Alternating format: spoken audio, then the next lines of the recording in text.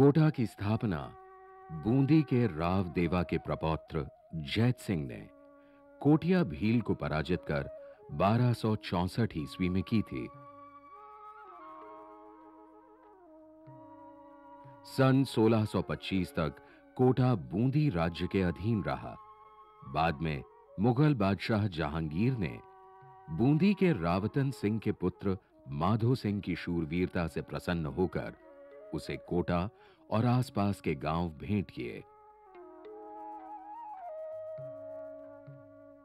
इस प्रकार से राव माधो सिंह कोटा के प्रथम राजा बने और उन्होंने सन 1625 से 1649 के बीच कोटा को मूर्त रूप में स्थापित किया।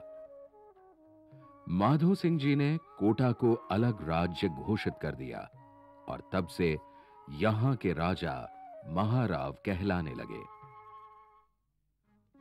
महाराव माधो सिंह के बाद राव मुकुंद सिंह जी, जगत सिंह जी, प्रेम सिंह जी, राम सिंह जी, अजीत सिंह जी, छत्रसाल सिंह जी प्रथम, गुमान सिंह जी, उम्मेद सिंह जी प्रथम, राजा सिंह जी द्वितीय, छत्रसाल सिंह जी द्वितीय, उम्मेद सिंह जी द्वितीय और उनके बाद महाराव भीम सिंह जी द्वितीय कोटा के शासक बने। भौगोलिक स्थिति में कोटा राजस्थान के दक्षिणी पूर्वी भाग में स्थित है।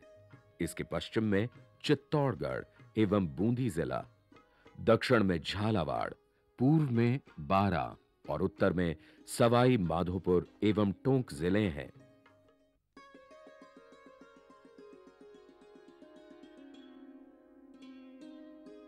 कोटा चंबल नदी के किनारे बसा हुआ शहर है।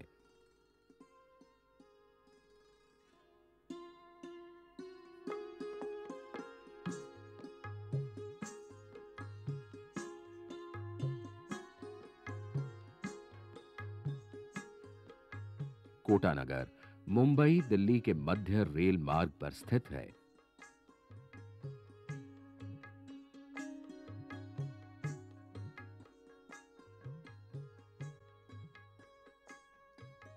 कोटा में गढ़ पैलेस के अलावा कई प्राचीन हवेलियां हैं जो आज भी इतिहास की गवाह हैं। इनमें से एक है गढ़ पैलेस के सामने देवता जी की हवेली, जो राम सिंह जी द्वितीय के समय में बनवाई गई थी।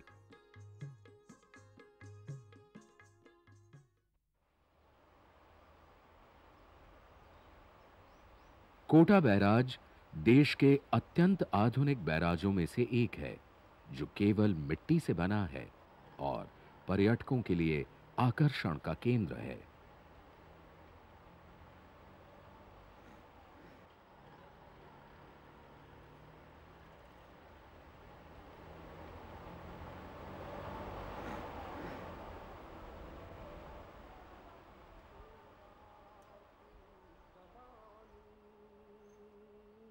कोटा में एक अन्य दर्शनीय स्थल है अधरशिला, जो एक संप्रदाय विशेष का आस्था स्थल भी है। कहा जाता है कि यहां जो भी मुराद मांगी जाती है वो पूरी होती है। समावतों पर यकीन करना, धुएं के अंदर है रंग भरना। अबद की आंखें भी जिसको देखें वो को हो सारे अजल का झरना।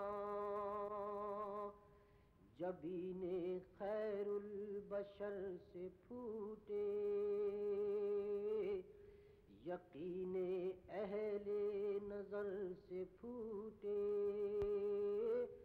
फना के पुतलो बका को देखो।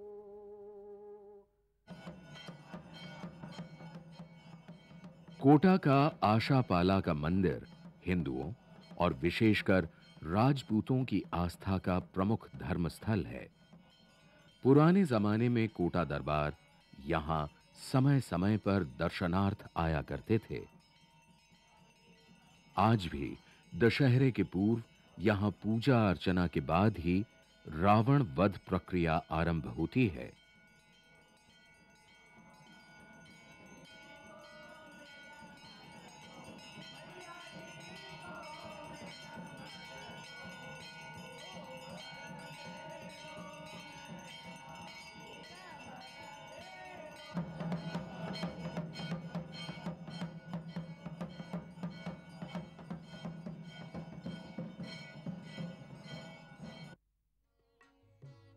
अमर निवास कोटा के रजवाड़ों के जमाने का एक अन्य आकर्षण केंद्र है।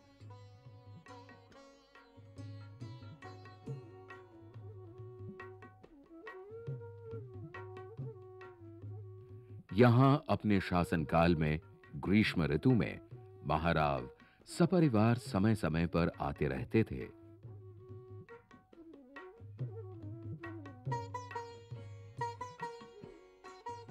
अभेड़ा कोटा रियासत के जमाने की एक अन्य भव्य इमारत है, जहां राजा रानी ग्रीष्म ऋतु में मगरमच्छों से खेलने के लिए आते थे।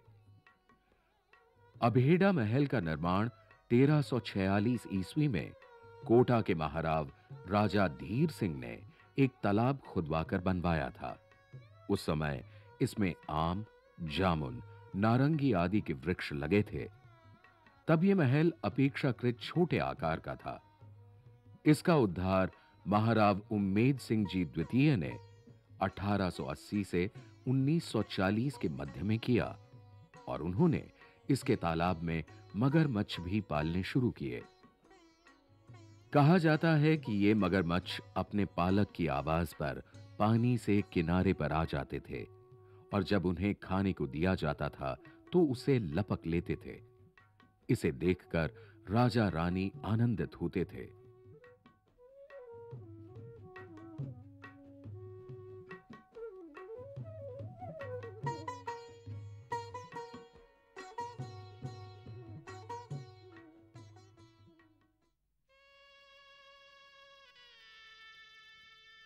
क्षारबाग की छतरियां। कोटा नगर के क्षारबाग में छत्र विलास तालाब के पास ये छतरियां कोटा राजघरानों के पूर्वजों के अस्थि कलश व समाधि स्थल हैं। ऐसा विश्वास है कि राजघराने का पोता जब अपने दादाजी के अस्थि कलश समाधि स्वरूप यहां स्थापित करता है, तभी उसके पूर्वज की आत्मा को शांति प्राप्त होती है। इन छतरियों पर पशु पक्षियों और देवी देवताओं की कलात्मक आकृतियां बनी हुई हैं तथा इन स्थलों पर हाड़ा शासकों के दाह संस्कार करने की परंपरा रही है। इसके अलावा कोटा के शासकों द्वारा निर्मित अन्य भवन भी कोटा के आकर्षण में अपना विशेष स्थान रखते हैं। इन्हीं में से एक भवन महाराव दुर्जन साल सिंह हाड़ा की रानी बृज कुंवर ने सन 1745 ईस्वी में बनवाया था और इसे जग मंदिर नाम दिया था। जग मंदिर कोटा राज्य की रानी के अनुपम कला प्रेम का परिचायक है। रजवाड़ों के दौर में राजा महाराजाओं द्वारा इस जग मंदिर का विशेष रखरखाव रखा जाता था। महाराव दुर्जन साल सिंह को अपनी रानियों के साथ शिकार खेलने का बहुत शौक था। वह अक्सर शिकार अभियान पर रानियों को अपने साथ रखते थे। इनके शिकार की रुचि को दर्शाने वाले चित्र आज भी राव माधो सिंह म्यूजियम गढ़ पैलेस के अलावा अन्य कला दीर्घाओं में भी देखे जा सकते हैं।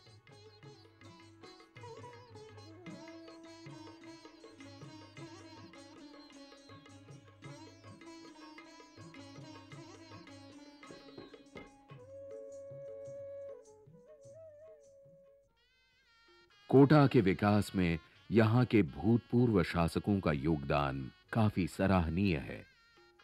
कोटा के महाराव उम्मेद सिंह जी द्वितीय, जिन्हें लोग आज भी कोटा के शाहजहां के नाम से जानते हैं, उनका योगदान कोटा के ऐतिहासिक भवन निर्माण में विशेष रूप से रहा है।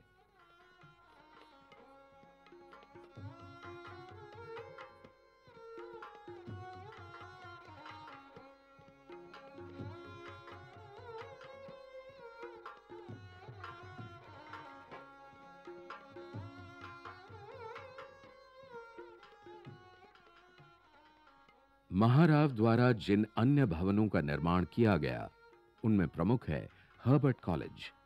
पहले इसका नाम नोबल स्कूल रखा गया था, जिसे कालांतर में हर्बर्ट कॉलेज का नाम दिया गया। कोटा में बड़े बाग के पास महाराव उम्मेद सिंह जी द्वितीय ने क्रॉसथवेट इंस्टीट्यूट का निर्माण करवाया था, जिसे महाराव साहब की याद को चिरस्थायी बनाए रखने हेतु उम्मेद क्लब नाम दिया गया, क्योंकि यह भवन उनकी अनेकानेक गतिविधियों का केंद्र रहा था। कोटा से लगभग 25 किलोमीटर दूर स्थित गरडिया महादेव मंदिर एक अन्य धार्मिक स्थल है। साथ ही यह पर्यटन की दृष्टि से मनोरम और दर्शनीय स्थल है।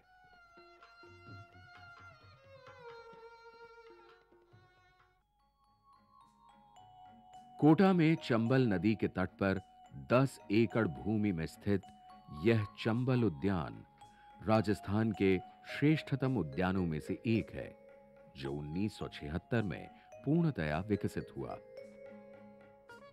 यह उद्यान सभी आयु वर्ग के दर्शनार्थियों को आकर्षित करता है।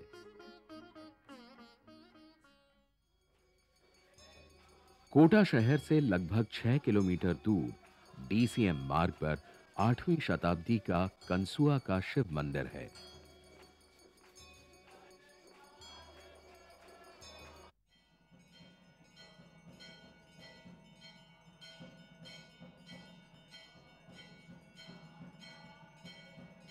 कोटा में और भी भव्य मंदिर तथा ऐतिहासिक इमारतें आज भी अपनी ओर ध्यान आकर्षित करती हैं।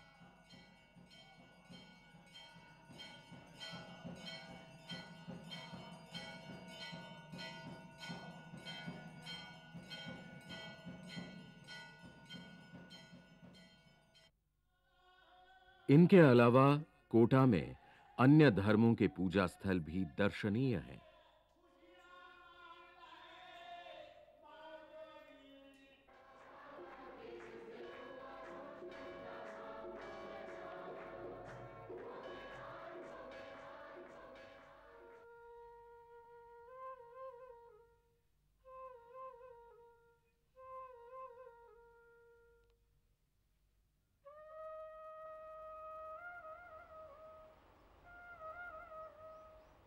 कोटा शहर में चंबल नहर का विशेष महत्व है।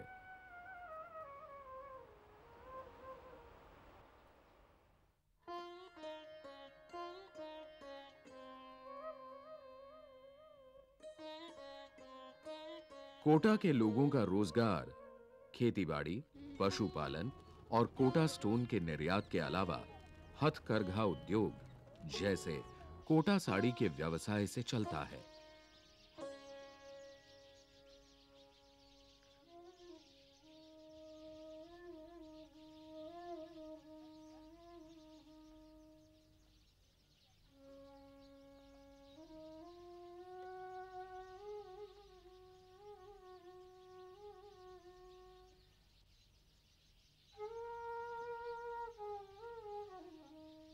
कोटा के लोगों का रोजगार खेतीबाड़ी, पशुपालन और कोटा स्टोन के निर्यात के अलावा हथकरघा उद्योग जैसे कोटा साड़ी के व्यवसाय से चलता है।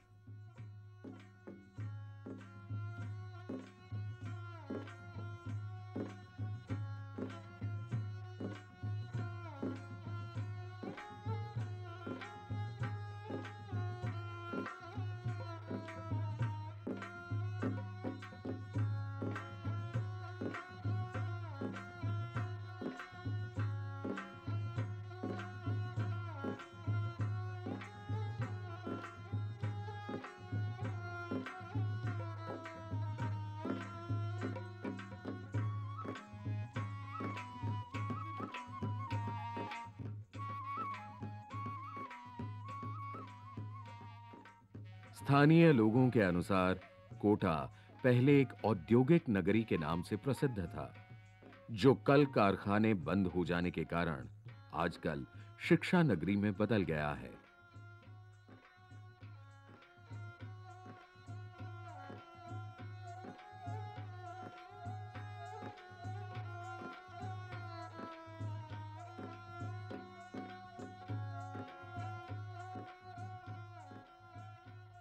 आज दूर दराज से छात्र छात्राएं यहां शिक्षा ग्रहण करने आते हैं।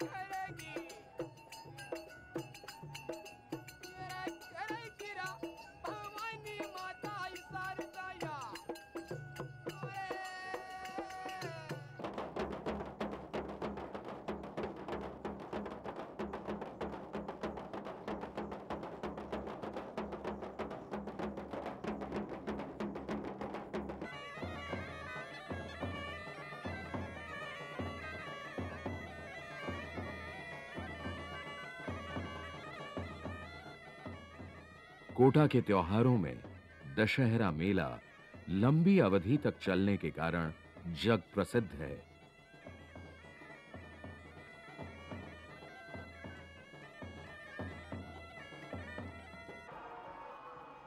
इस मेले को देखने विदेशी सैलानी भी प्रतिवर्ष काफी संख्या में यहां आते हैं।